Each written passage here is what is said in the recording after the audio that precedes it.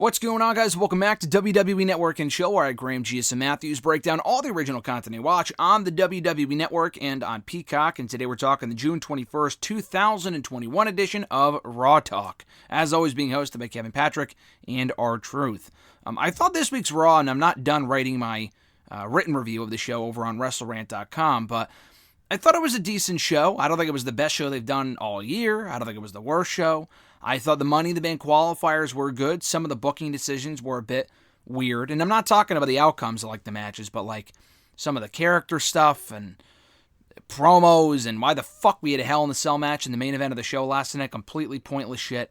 But overall, I thought it was a decent show, moved things forward, and I thought Raw Talk was enjoyable this week as well.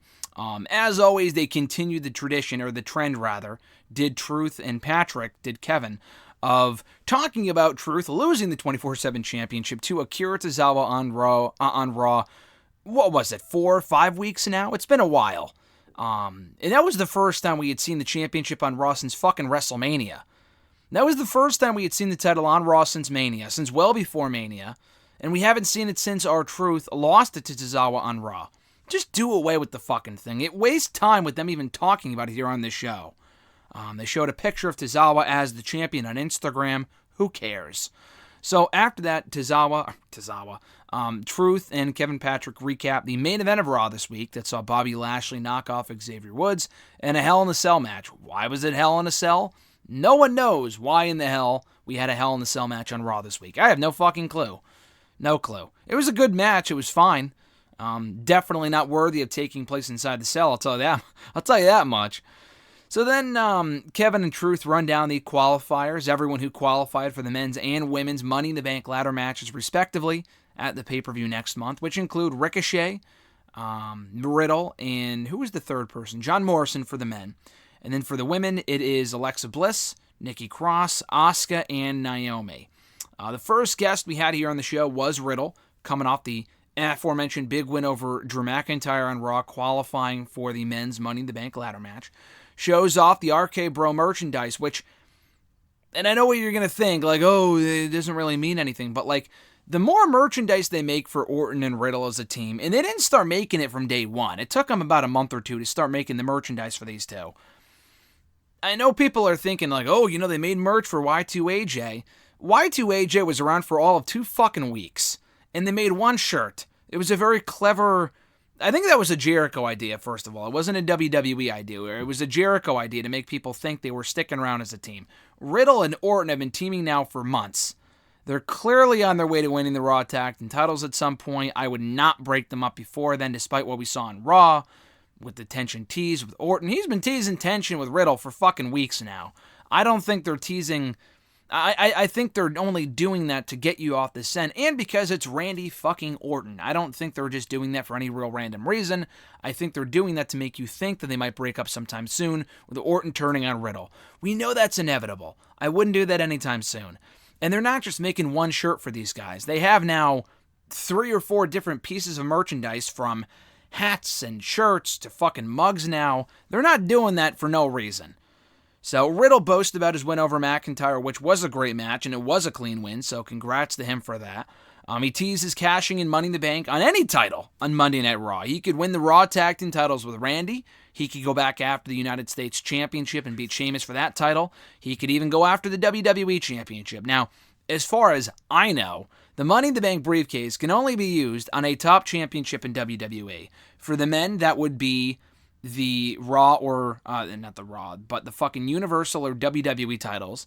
And then for the women, it's the Raw or SmackDown Women's Championships. I don't think you can use them on NXT titles. I don't think you can use them on mid-card titles. I don't think you can use them on tag team titles. I could be wrong, and I know that would be something different, but you would be the biggest moron in the world to use your fucking guaranteed title opportunity on a lower level championship if it's not a world title. That makes absolutely no sense. Riddle is a documented doofus on this show, so that really wouldn't surprise me if he attempted to do that. But in the near 20 years that we've seen this concept, we have never seen it cashed in on anything but a world championship for the men or the women. So why start now? I know they haven't explicitly said that in recent years, but they're probably doing that to leave the door open for the idea that they could do it. They change the rules as they see fit. It doesn't make any sense, but a lot of things in WWE don't make sense, so it wouldn't really surprise me, but I wouldn't do that. He says he doesn't want to take anything away from The Miz, who not won last year's Money in the Bank ladder match, but he did cash in earlier this year to become WWE Champion. He's got to watch out for Miz and Money in the Bank because Morrison's in the match and Miz might help him win. So he does guarantee becoming WWE Champion. If that's the championship, he does indeed choose to cash in on if he becomes Mr. Money in the Bank. He kind of jokes that Randy, because Kevin brought up, you kind of went down ringside for Randy's match and may or may not have cost him the win.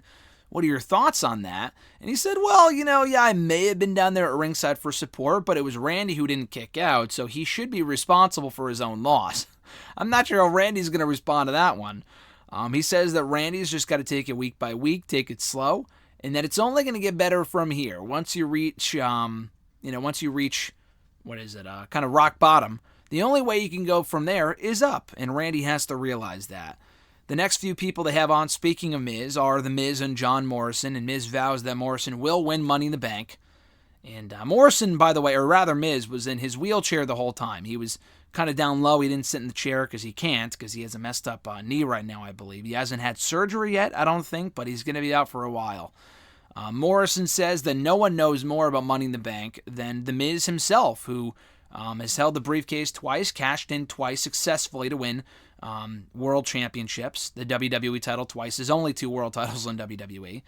And it is worth noting that the same day, and don't ask me how I know this, but the same day that Money in the Bank was in 2010, the first ever Money in the Bank pay-per-view when Miz won the briefcase, is the same day that Money in the Bank is going to be on this year, July 18th. And we haven't had a July Money in the Bank pay-per-view in like 4 or 5 years. But we're getting one this year because that's when we get the fans back, and it just so happens to fall on the exact same Sunday from when Miz won Money in the Bank 11 years ago. And I think Morrison might have been in that match too. I don't remember. He may have been. He probably was. I don't remember. He probably was. He didn't win, obviously, because Miz did. But that would be quite the story if Miz won on the same day that Miz did 11 years earlier. I don't think he will, but it would be cool. They throw out the drip sticks, the fucking water guns, and they use them, and it's pure nonsense. They rewatched their entrance from Raw. This one went off the rails fairly quickly, as it always does with Miz and Morrison, and they're funny, but it's like, just give Miz a fucking break. And he even said here, I don't know when I'll be back, but at least they still show up for work, and I'm still here. It's like, I kind of wish you didn't, dude. Like, I love the Miz. I'm one of the biggest Miz fans out there, but I honestly kind of wish, because he's hurt, that he would go away for a while, because it wasn't even like he had any momentum before he got hurt. He was WWE Champion, but he was a fucking loser. He lost all the time. He was WWE Champion for 8 days. He and John Morrison are glorified losers. Both guys would benefit from going their separate ways. They probably would have broken up anyway. It looked like they were teasing a breakup between the two before Miz got hurt. So just take Miz off the fucking show, have Miz, have Morrison be successful in his absence, and have Miz come back and turn on him again like he did 11 years ago. That's what I would do. So anyway, the last person we have here on the show is Nikki Cross with the new superhero gimmick, and she talks about teaming with Alexa Bliss on Raw, rekindling that friendship or team or whatever, to beat Shayna and Nia to qualify for the women's Money in the Bank ladder match. She vows to win Money in the Bank, as everyone does. And she knows that she doesn't have superpowers. She's well aware of that, but she feels like she can do anything with the wristbands on, and she feels like a superhero with the wristband on and the mask and the whole get up and whatever. And she says that she wants to send the message that you need to believe in yourself before you can achieve success or whatever. And Riddle brought them gifts, to Truth and to Kevin Patrick by giving them the RK Bro merchandise. Truth asks, what merchandise, or rather what gifts did you bring us? And she said, the gift of me, or whatever. And that was kind of the note they went out on, which was weird. I'm just going to say this right now, personally, even after reading this morning that it was Nikki Cross's idea for this new character. I think it's stupid. God bless her for pitching the character, having it approved. It is comical to me that you hear endless amount of stories from people that used to work for the company, that do work for the company still, about, I pitched this character and that character, and literally nothing gets approved, but this one fucking does. And no wonder, because it's it's something that Vince McMahon's going to love. Doesn't mean it's going to get over. Like, he loved Otis, and look what happened to fucking Otis. He went nowhere. I like him as a heel right now, but that's besides the point. I don't know. I think the superhero stuff is stupid. I wasn't watching when Mighty Molly was around 16 years ago. It was a different time. She was with the Hurricane. It was a different dynamic. The Hurricane was fucking funny. Nikki Cross, it had almost no momentum as it was. It wasn't even like she was losing and it's like, oh, I got to change my character. She beat fucking Rhea Ripley a week or two ago. She pinned her. So she responds by then becoming a superhero. The timing was weird. I think the character is stupid. You know, I've gradually lost more and more interest in Nikki over the last couple of years as far as her character stuff is concerned. She's a good wrestler, but they have a lot better women's wrestlers on the roster than Nikki Cross. I'll give it a shot. I mean, if it gets over in front of fans and she sells merch and the kids love it, at least it's a success in that sense. But we've seen dumb characters like this before. They just go nowhere, and it's fucking stupid. And I don't want to see Nikki Cross as the Raw Women's Champion with this stupid gimmick. So that's just my 2 cents. Again, congrats to her for pitching the character, getting it approved. That doesn't make it good. That doesn't make the character good. I don't care if it was Vince's idea, if it was Nikki's idea, if it was your idea, if it was someone from Reddit's idea. I don't really care. To me, it's dumb.